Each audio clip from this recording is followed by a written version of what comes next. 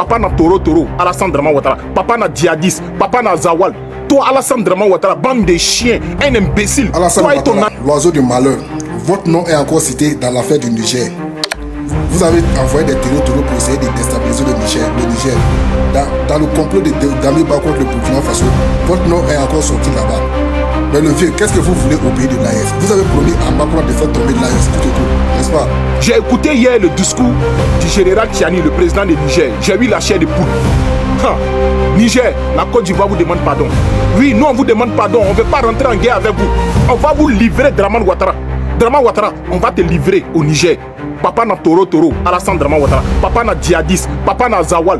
Toi, Alassane Draman Ouattara, bande de chiens, un imbécile. Toi et ton ami Patrick Talon, Bukurutu, vous se levez, vous partez financer les djihadistes pour attaquer l'aéroport de Niger. Nous avons demandé que le président Bazoum soit libéré immédiatement et sans condition.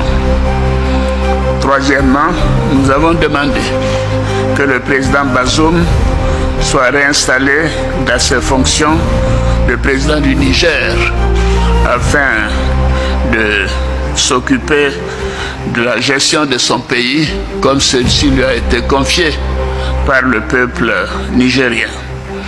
La CEDEAO, les chefs d'État ont décidé d'activer la force en attente et de déployer cette force pour rétablir l'ordre constitutionnel au Niger. Les chefs d'État ont marqué un accord donc pour le déploiement des troupes d'un certain nombre de pays, dont la Côte d'Ivoire.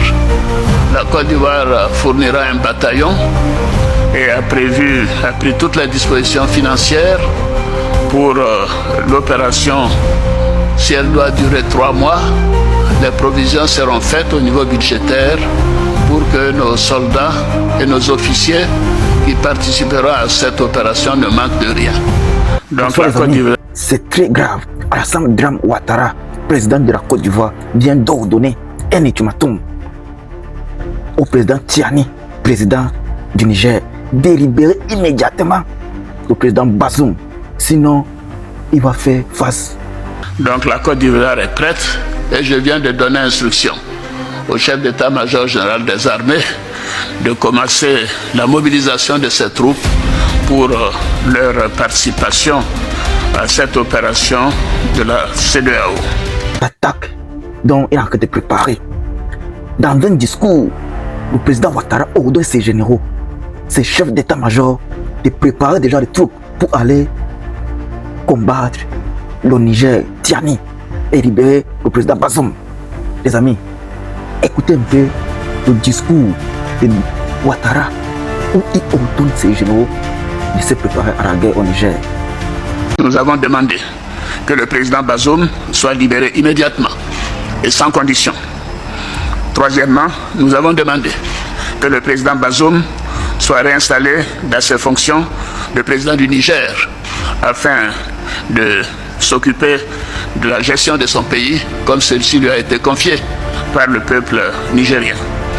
Les chefs d'État de la CEDEAO, bien sûr, une fois que ces conditions seront remplies, les chefs d'État de la CEDEAO demanderont au président Bazoum de faire preuve de clémence en vue du renforcement de la réconciliation et de la démocratie.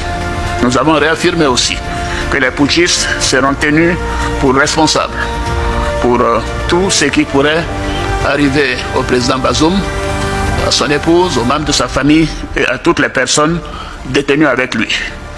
Les putschistes sont tenus totalement responsables des sanctions imposées au Niger.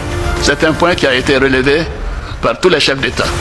S'il n'y avait pas eu de tentative de coup d'État, il n'y aurait pas eu de sanctions sur le peuple nigérien, frère. Et nous tenons à le souligner. La Côte d'Ivoire a des relations fortes et spéciales avec le Niger depuis le temps d'Aménine Diori et de Houphouët-Boigny. Et nous souffrons de voir le peuple frère du Niger soumis à des sanctions.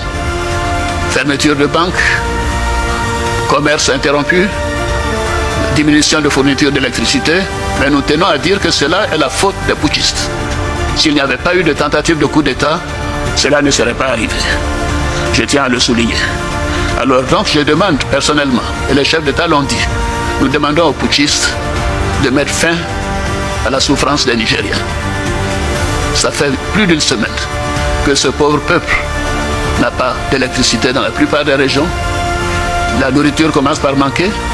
La famine pourrait s'installer dans le pays. Les gens ne peuvent retirer que 10 000 francs par jour et encore, ainsi de suite. Il faut mettre fin aux souffrances des Nigériens. Alors, la CEDEAO, vous savez, a fait sa part. Elle a dépêché plusieurs émissaires, dont le président Abdou Salam Aboubakar et le sultan de Sokoto, Saad Aboubakar, mais qui n'ont pas été reçus par le chef de la junte et les putschistes. Cela est contraire à nos traditions africaines et constitue un manque de respect pour ces hautes personnalités, pour le Nigeria et pour toute la CEDEAO. Ce n'est pas acceptable.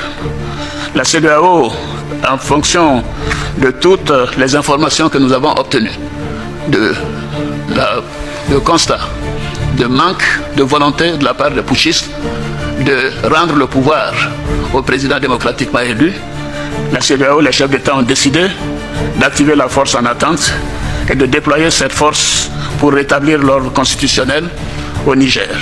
Les chefs d'État ont marqué un accord donc pour le déploiement des troupes d'un certain nombre de pays, dont la Côte d'Ivoire. La Côte d'Ivoire fournira un bataillon et a pris toutes les dispositions financières pour l'opération. Si elle doit durer 3 mois, les provisions seront faites au niveau budgétaire pour que nos soldats et nos officiers qui participeront à cette opération ne manquent de rien. Donc la Côte d'Ivoire est prête et je viens de donner instruction au chef d'état-major général des armées de commencer la mobilisation de ces troupes pour leur participation à cette opération de la CEDEAO. Je voudrais indiquer que ces décisions sont collectives, sont celles de la communauté des États de l'Afrique de l'Ouest. Ce ne sont pas des décisions qu'il faut attribuer à un État, que ce soit le Nigeria ou la Côte d'Ivoire ou le Bénin. Ces 3 pays déjà ont indiqué leur capacité de participer à cette opération. D'autres pays le feront bientôt. Donc la conférence des chefs d'État tient à le faire savoir que c'est une opération de la CEDEAO. Ce n'est pas une opération des Nigérians contre les Nigériens ou des Béninois contre les Nigériens, puisque ces 2 pays sont des pays voisins du Niger. Bien évidemment, ce n'est pas une opération ivoirienne contre nos frères nigériens. Mais nous sommes déterminés à réinstaller le président Bazoum dans ses fonctions de président démocratiquement élu de la République du Niger. Nous appliquons ainsi les textes et les protocoles de notre communauté.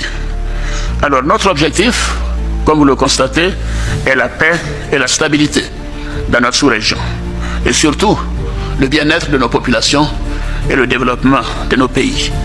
Depuis que des putschs sont arrivés dans la sous-région, on peut constater qu'aucun des pays où il y a eu un putsch... Les amis, l'air n'est plus au parler, l'air n'est plus à la rigolade, l'air n'est plus aux grimaces. Alassane Dramane Ouattara passe à l'acte. Dans ses discours, il menace le président Tiani, dont la population du Niger aime, de libérer immédiatement le président destitué, Bazoum. Sinon, il va lancer la guerre contre lui.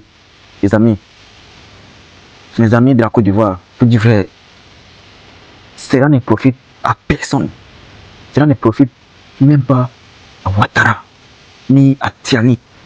Cela plutôt va entraîner les morts entre les 2 camps, surtout en Côte d'Ivoire.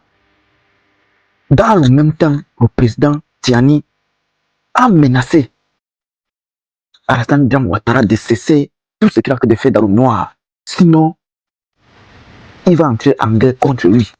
Rappelons aux sponsors de ces mercenaires, notamment Emmanuel Macron, Patrice Talon, Alassane Ouattara, nous les avons suffisamment écoutés, aboyés, qu'ils s'apprêtent eux aussi à leur tour à nous écouter rugir. Les amis, j'ai envie que vous réfléchissiez un peu 1 seconde. Si Tiani exécute ce dires et commence la guerre en Côte d'Ivoire, de qui vont souffrir, à votre avis? C'est la population. Eux, les chefs d'État Et ils ont leur sécurité déjà assurée. Macron les donne une sécurité à 100%. Les qui vont souffrir, les qui vont mourir, c'est la population. Dans ce cas-ci, l'un n'est plus dans les 1900 quelque chose, dans les 1900 quelque chose où la population n'avait pas son mot à dire. Dans ce cas-ci, si la population sort dans les rues, manifeste, qu'on ne veut pas la guerre, il n'y aura rien.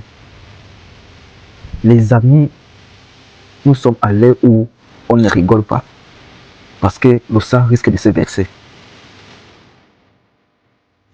Alassane Ouattara ne riait pas en disant à ses généraux d'aller préparer les troupes pour aller commencer une guerre au Niger. Et le président Tchani ne blague pas aussi en disant que c'est lui maintenant qui va répondre. Les amis,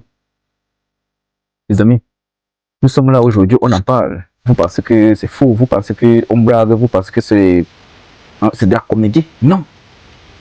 Chaque président Côte d'Ivoire, Niger, a déjà donné son point de vue. Donc, chaque président est prêt à un combat armé où il y aura les morts et qui vont mourir la population. Je ne sais pas si vous voyez la population du Niger. Ils soutiennent les présidents Tiani, pas Bazoum. Je ne sais pas pourquoi Alassane Ouattara veut libérer Bazoum et le remettre au pouvoir, alors que la population du Niger aime bien les présidents actuels. Les amis de la Côte d'Ivoire, prenez vos responsabilités. Population de la Côte d'Ivoire, prenez vos responsabilités.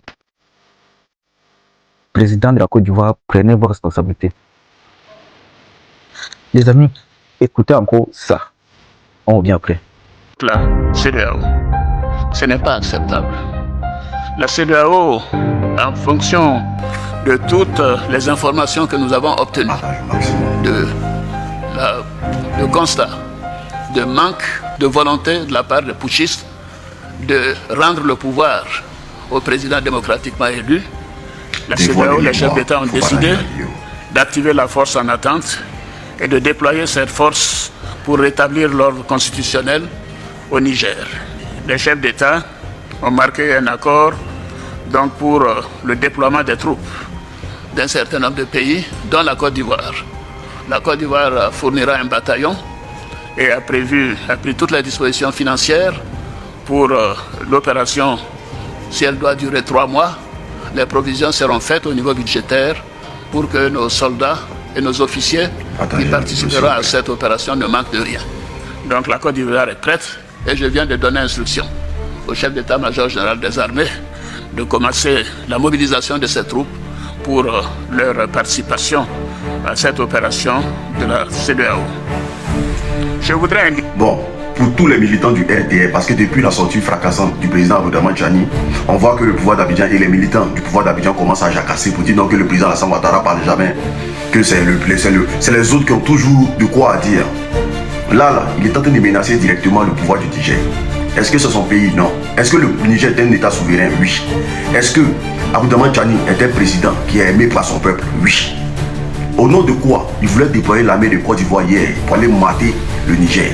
Et est-ce qu'on peut nous donner le résultat de l'armée de la CEDEAO qui voulait aller mater pour installer Bazoum? On peut nous donner le résultat de ça? Hier, c'était une menace directe. Mais le président Abdourahmane Tchani a dit quoi qui vous fait sortir de vos gonds comme ça? On va écouter ce que le président Abdourahmane Tchani a dit. Et puis on va comparer à ce que Alassane Ouattara a dit. On écoute rapidement. Nous rappelons aux sponsors de ces mercenaires, notamment Emmanuel Macron, Patrice Talon, Alassane Ouattara, nous les avons suffisamment écoutés aboyer, qu'ils s'apprêtent eux aussi à leur tour à nous écouter rugir. Hier, vous avez menacé un État souverain. Vous avez demandé à l'armée d'aller agresser un État souverain. Et ça a été fait public que Alassane Ouattara parle pas. Pour que ces jeunes-là l'accusent, l'index là, vous pensez que c'est pour rien? Vous pensez que c'est pour rien? Vous êtes en train de vous jouer les innocents, vous êtes en train de vous jouer les gens, vous ne savez pas ce qui se passe dans la géopolitique ouest africaine.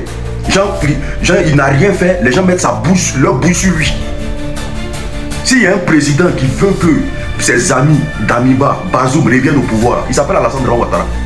Qu'est-ce qu'il a à foutre dans les affaires des États souverains? Qu'il s'occupe de son pays.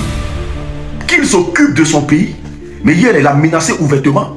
Après si, il les a menacés ouvertement. Et avant tout aujourd'hui, vous trouvez que non, il faut, les petits, ça se prennent pour qui, patati patata, mais vous prenez pour qui quand vous demandez à l'armée, vous demandez aux gens de déployer l'armée pour aller attaquer le Niger. Vous prenez pour qui? Ils ont décidé de réagir, ça vous choque. De toute façon, les choses vont bien se faire. Attachez juste vos ceintures. Et puis ne vous dites pas que c'est tous les Ivoiriens qui sont dans ce qui se passe là. Non, non, non, non, non, non, non, non. Tous les Ivoiriens ne sont pas dedans. Quand Bazoum, quand Abdourahmane Tchani parle là, il parle de Alassane Dramane Ouattara et les militants du RDR. Il ne parle pas de tous les Ivoiriens. Voilà, ne mélangez pas tout dedans. Merci.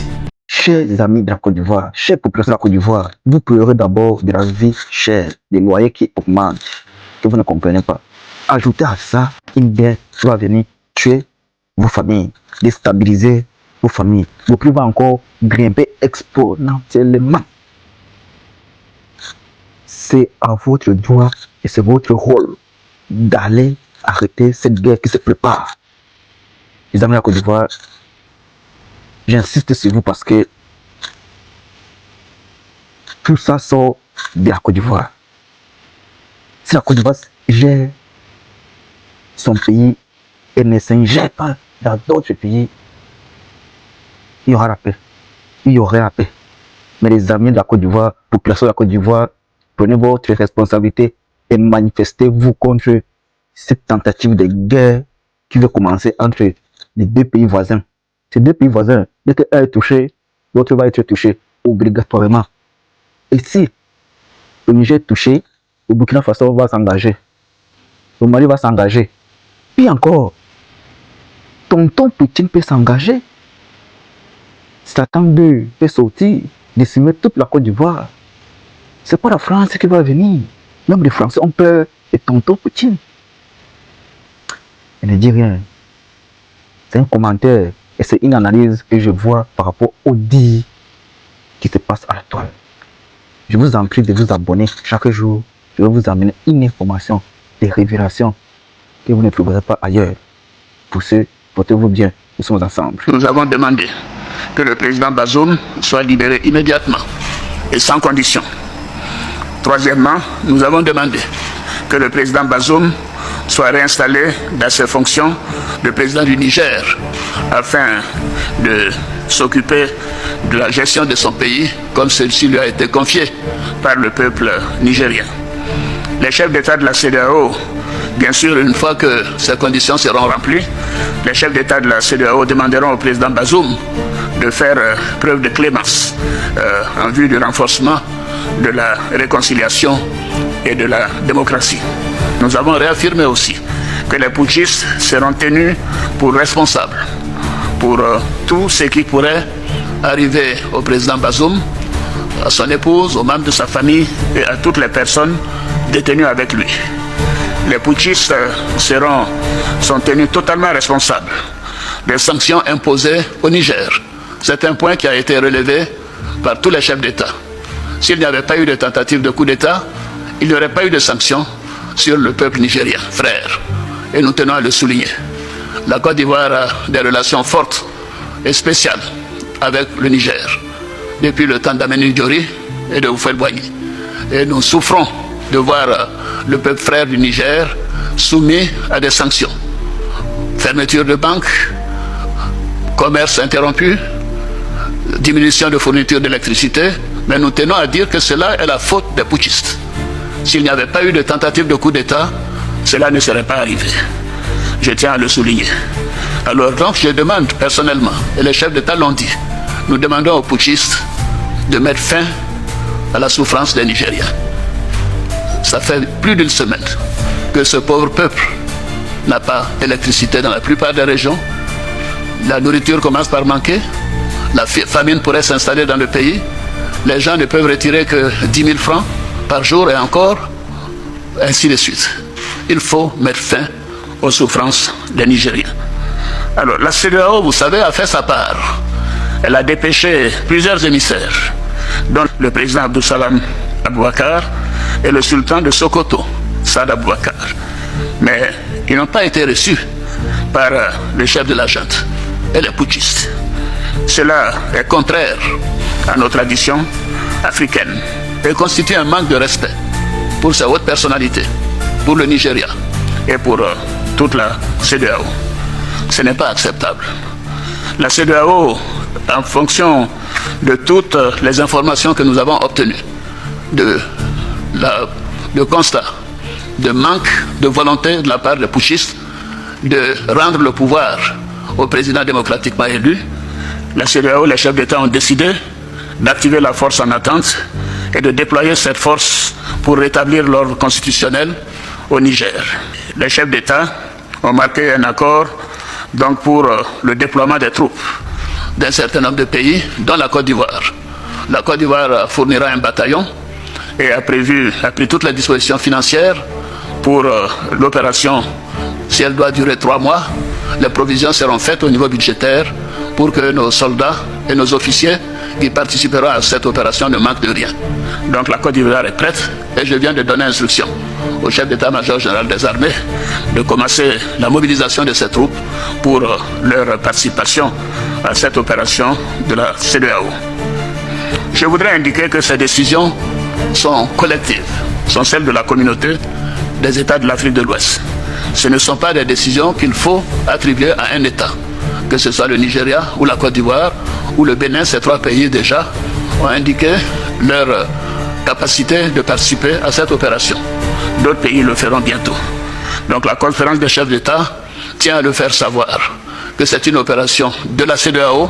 Ce n'est pas une opération des Nigérians contre les Nigériens ou des Béninois contre les Nigériens, puisque ces 2 pays sont des pays voisins du Niger. Bien évidemment, ce n'est pas une opération ivoirienne contre nos frères nigériens. Mais nous sommes déterminés à réinstaller le président Bazoum dans ses fonctions de président démocratiquement élu de la République du Niger. Nous appliquons ainsi les textes et les protocoles de notre communauté. Alors notre objectif, comme vous le constatez, est la paix et la stabilité dans notre sous-région. Et surtout, le bien-être de nos populations et le développement de nos pays.